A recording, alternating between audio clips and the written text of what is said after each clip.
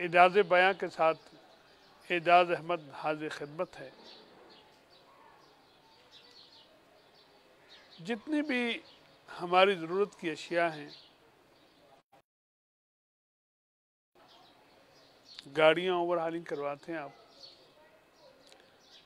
Motor سائیکلیں بچے لے کے جاتے ہیں، آئل چینج، دھلائی، صفائی ستھرائی،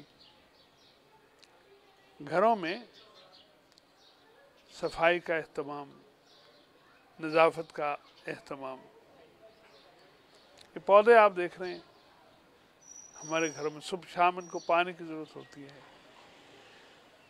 مالی آتے ہیں، ٹرمنگ کرتے ہیں، کپڑے میلے ہو جاتے ہیں، پھر مشین میں ڈال دیے جاتے ہیں۔ اب تو خیر مشینیں، ہمارے بچپن میں تو وہ تھاپوں کے ساتھ لکڑی کے ایک ٹکڑے سے خواتین دھوتی تھیں، کبھی کبھی وہ بچوں کی دھلائی کے کام بھی آتا تھا اوزار جو ہے وہ۔ اس طرح سے جیسے ان تمام اشیاء کو نئے پن کی، تر و تازگی کی، ہمارے دیہاتی کلچر میں حقہ تازہ کیا جاتا ہے، تو یہ تر و تازگی، نیا پن، جدت، اوور ہالنگ، صفائی ستھرائی، نظافت، جو بھی نام دے لیجئے، اس کی بہت زیادہ ضرورت خود انسان کو ہے، جو یہ سارے اہتمام کرتے ہیں، مختلف پروفیشنز۔ سب سے زیادہ ضرورت خود ہمیں ہے اس بات کی۔ اچھا، یہ ضرورت پوری کرنے کے لیے، چونکہ یہ ذرا بڑا مشکل کام ہے، یہ بڑا ٹیکنیکل کام ہے، ہر فرد ٹیوننگ نہیں کر سکتا، تو اس کے لیے اللہ رب العزت نے اول تائیں دم آدم آخر خود اہتمام کیا ہے اوور ہالنگ کے لیے، انسان کی صفائی۔ یہ چونکہ ہے بڑا قیمتی، لقد خلقنا الانسان فی احسن تقویم، انسان کو بہترین تخلیق کیا گیا ہے۔ احسن الخالقین نے اس کو اس کائنات میں مرکزی مقام عطا فرمایا ہے، نائب السلطنت، مالک کے دیے ہوئے اختیارات کو استعمال کرنے کی صلاحیت اور توفیق اور اختیار۔ تو انسان معمولی چیز تو نہیں ہے۔ وَلَقَدْ كَرَّمْنَا بَنِي آدم، بڑی عزت والا ہے، بڑی تکریم والا ہے۔ تو اس کو بھی جیسے پوری کائنات کو فضائیں گدلی ہو جاتی ہیں، بارشیں برستی ہیں فضاؤں کو اجلا کرنے کے لیے، پتوں میں مٹی جم جاتی ہے پودوں، پھلوں، پھولوں کے چہرے دھونے کے لیے، اور ایک اہتمام تو جو نیم شب میں نم ہے، شب نم، اس کا اہتمام۔ تو یہ ساری مثالیں اس لیے عرض کر رہا ہوں کہ اگر ہر چیز کو تر و تازگی کی ضرورت ہے، مشینوں کو اوور ہالنگ کی ضرورت ہے، نئے پن اور جدت کی ضرورت ہے، تو خود حضرت انسان کو بھی اس کیفیت کی ضرورت ہے۔ اس کے بغیر انسان گدلا ہو جائے، اور ہمیں معاملات انسانی پر نگاہ رکھنے والے بتاتے ہیں کہ انسانوں کو بھی ہر زمانے میں اجلا کرنے کے لیے، صاف ستھرا کرنے کے لیے مختلف کوششیں کی گئی انسانوں کی سطح پر۔ یہ جتنے ہمیں نظر آتے ہیں جو غیر الہامی ادیان ہیں، غیر سامی، وہاں بھی یہ کوششیں کی گئی ہیں، اور سامی ادیان میں بھی جو طہارت ہے انسان کی، طہارت ظاہری و طہارت باطنی، یہ انسان کے لیے بہت اہتمام کیا گیا ہے۔ اللہ رب العزت نے اس کے لیے مختلف طریقے انسان کو عطا فرمائے ہیں، تزکیہ نفس کے لیے، اوور ہالنگ کے لیے، تر و تازگی کے لیے۔ یہ جو مختلف طرق ہیں، ان میں سے ایک بہت بڑا ذریعہ، ایک ٹول رمضان کریم ہے، جو فی نفس ہی مقصود نہیں، اس کے ذریعے انسانی نفس کی پاکیزگی حاصل کی جائے۔ دیکھیے، آپ لاہور سے اسلام آباد پنڈی جا رہے ہیں گاڑی پہ بیٹھ کے، وہ گاڑی فی نفسی مقصود نہیں ہے، وہ ایک ٹول ہے آپ کو منزل مقصود تک پہنچانے کے لیے۔ اسلامی عبادات کا بھی یہی فلسفہ ہے۔ نماز قرب الہی کے حصول کا ذریعہ ہے، اور حج گناہوں سے پاکیزگی کا ذریعہ ہے، لیکن ساری جو عبادات ہیں ان کا مقصود رضا الہی ہے، اللہ رب العزت مجھ سے راضی ہو جائے۔ روزہ ایک ایسا ٹول ہے، روزہ ایک ایسی عبادت ہے جس کے نتیجے میں انسان کی اوورہالنگ ہوتی ہے، انسان تر و تازہ ہوتا ہے، اس لیے اسے نیکیوں کا موسم بہار کہا جاتا ہے۔ اگر آپ اطباء سے ملیں، ڈاکٹر سے ملیں، مختلف جگہوں پر آج کل زور و شور سے یہ پروگرامز ہوتے ہیں، ظاہر چونکہ نظر آتا ہے تو ہم پہلے اس کی بات کرتے ہیں۔ تو روزے کے اس ماہ مبارک میں، رمضان میں، انسان جسمانی طور پر فزیکلی تر و تازہ ہو جاتا ہے۔ یہ بھوک پیاس جس کے ہم آخری حصے میں ہیں اور زبانیں سوکھ کر گلے کے ساتھ لگ رہی ہیں، بولنا سننا مشکل، اور ہم انتظار میں افطار کے، اللہ اکبر۔ اس وقت میں ذرا محسوس کیجئے، آپ ذرا توجہ دیجئے، اس احساس سے گزریں، کیا خیال ہے آج جو یکم رمضان ہم نے پہلا روزہ رکھا ہے، اس کے نتیجے میں جو اس وقت کیفیت ہے، کیا آپ اس پہ محسوس نہیں کر رہے کہ آپ اللہ کے قریب ہو رہے ہیں؟ بظاہر جسمانی کمزوری روحانی بالیدگی اور تنومندی میں بدل گئی ہے۔ یہ وقت ہے جو اللہ سے قریب ہونے کا ہے، اور اس وقت میں منہ سے جو بو آ رہی ہے، اللہ تعالیٰ کو مشک سے زیادہ پسند ہے۔ سبحان اللہ و بحمدہ، سبحان اللہ العظیم۔ اللہ بڑا مہربان ہے اپنے بندوں پر، اس نے ایسا کافی اور شافی علاج ہمارے لیے تجویز کر دیا۔ 11 مہینے ہم اپنی مرضی سے کھا پی رہے ہیں، ویسے تو اس وقت بھی خیال رکھنا چاہیے جو قرآن و سنت نے کھانے پینے کے آداب دیے، کلو وشربو ولا تسرفو، ضائع کرنا زیادہ ڈال کے، اور ضائع کرنا اپنے آپ کو پیٹ کے اندر زیادہ ڈال کے۔ تو یہ جو کیفیت ہے، رمضان ہمارے لیے ریفریشنگ کورس ہے، ہماری طبیعت کے لیے اور ما بعد الطبیعت کے لیے، ہمارے ظاہر کے لیے اور ہمارے باطن کے لیے۔ یہ جو بنیادی فلسفہ ہے، یہ ہمیں سمجھنا ہے، تبھی روزہ رکھنے کا مقصد حاصل ہو سکے گا، تقویٰ۔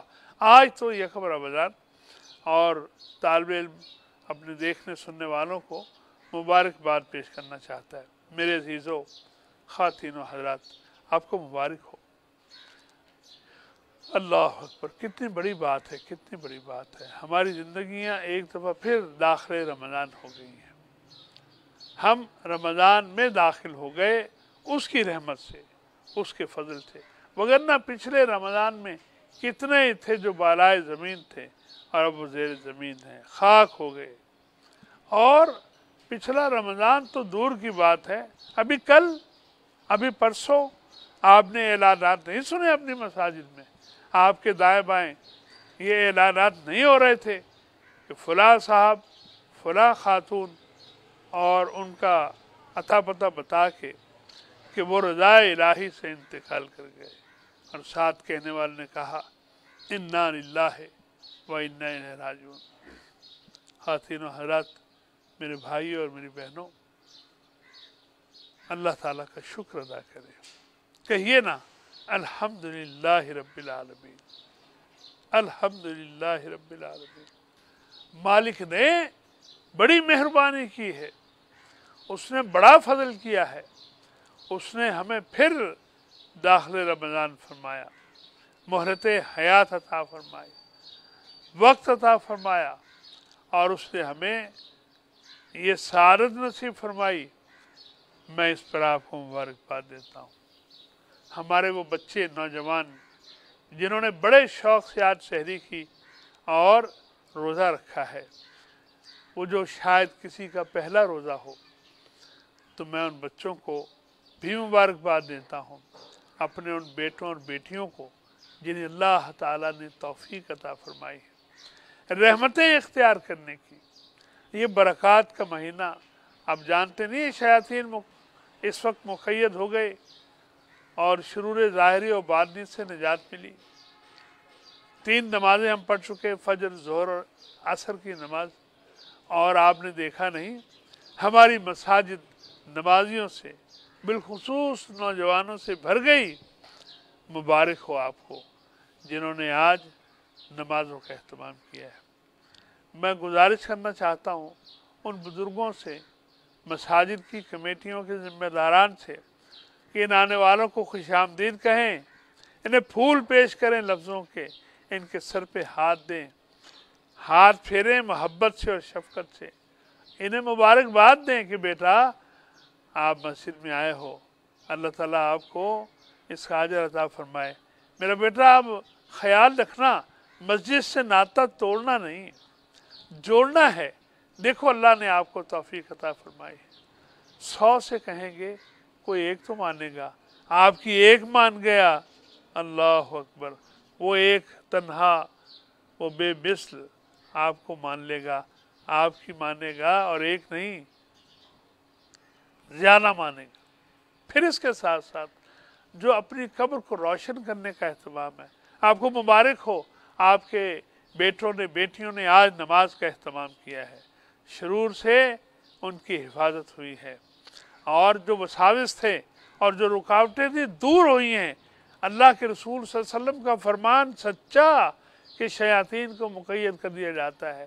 یہ شیاطین تھے جنہوں نے مساجد میں آنے سے روک رکھا تھا، مساجد بھر گئی۔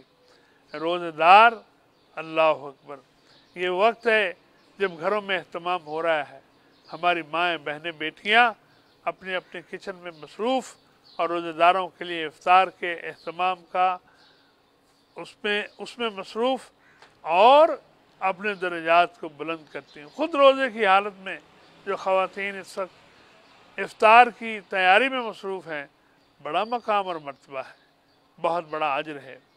میں مبارکباد پیش کرتا ہوں اپنے نوجوانوں کو اور ان لوگوں کو، وہ جو خیر کی بات کرنے والے ہیں دنیا بھر میں، اور ہمارے ہاں تمام چینلز پر، ٹی وی چینلز پر، سوشل میڈیا پر جو خیر کی بات کرنے والے ہیں، میں ان کو سلام عرض کرتا ہوں کہ وہ اخلاص نیت سے اگر اس رمضان میں قوم کے اخلاق کو، ریٹنگ کی بات چھوڑ دیجئے اور اپنے لائکس کی بات کو بھول جائیے اور شیئرز کی ریکویسٹ کو بھول جائیے، صرف اللہ کے لیے بات کریں، اللہ کی رضا کے لیے بات کریں۔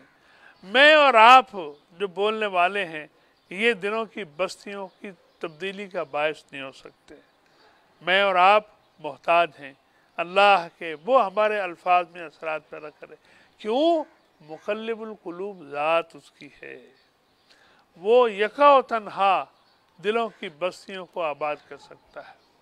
کہیے نا یا مقلب القلوب ثبت قلوبنا علی دینک الحق، اپنے سچے دین پر، اپنے 100% لائف سٹائل پر، یہ 100% دین اسلام 100% لائف سٹائل ہے، اور آئیے اس کو پورے کا پورا اختیار کریں۔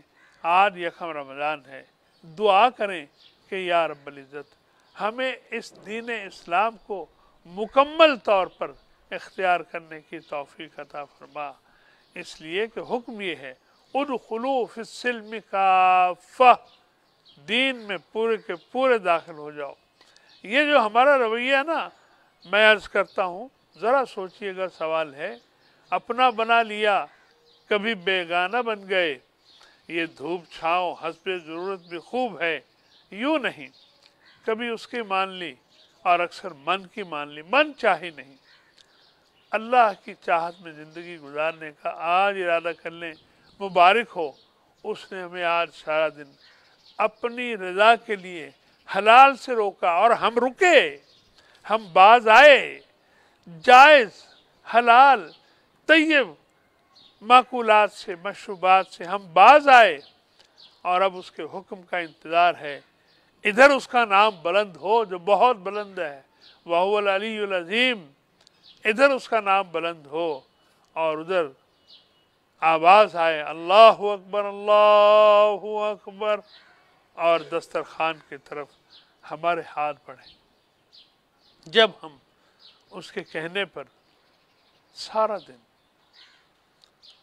हलाल माकुलात व मशरूबात से बाज रहे हैं, तो उसकी ममानियत से बचना, जहाँ जहाँ उसने मना किया है, जो नवाही हैं, जो बातें उसे नापसंद हैं, बदरजा उला हम ये इरादा कर लें, हम ये वादा कर लें कि हम उनसे बाज रहेंगे, रमज़ान में भी और बाद रमज़ान भी। आपको मुबारक हो, ये वादा करने का वक्त है, ये इरादा करने का वक्त है। रमज़ान हमारी ज़िंदगियों में आ गया, आपको मुबारक हो। लेकिन आखिर में अर्ज़ करूं, सच्ची मुबारक किस वक्त हम एक दूसरे को पेश कर सकते हैं? जब रमज़ान जिसमें अब हम दाखिल हुए आज, वो हम में दाखिल हो जाए। रमज़ान हमारे क़ुलूब में, हमारे नुफूस में, हमारी रूह तक उसकी तासीर पहुंच जाए। सच्ची मुबारक तब है। फिर रमज़ान हो या ना हो, कैफियत वही रहती है।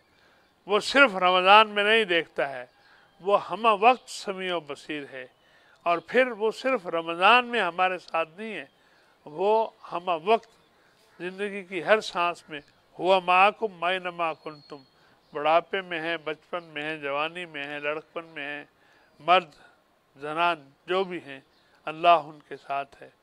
और ये साथ कितना है, वो अल्लाह ताला कहता है, नहनु अक़रबु इलैहि मिन हब्लिल वरीद। आइए जो शाहरग से ज़्यादा करीब है उसकी आवाज़ सुनिए। वो हमें कह रहा है, इस रमज़ान को हमने तुम सब के लिए बाबरकत बनाया है, इन बरक़ात को समेट लीजिए।